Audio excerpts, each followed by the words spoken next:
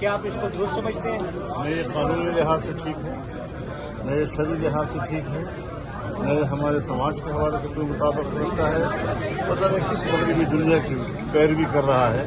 ये एक जज की खास जहनीत की अक्कास है, ये एक मुसलमान मुआशरे की अक्कास नहीं है। सर, पाकिस्तान की खारजा पॉलिसी इस वक्त पाकिस्तान की काबशों के मुतमिन है जब तक हुई है के हवाले से मेरे ख्याल में ये यही हो सकता है फिलहाल।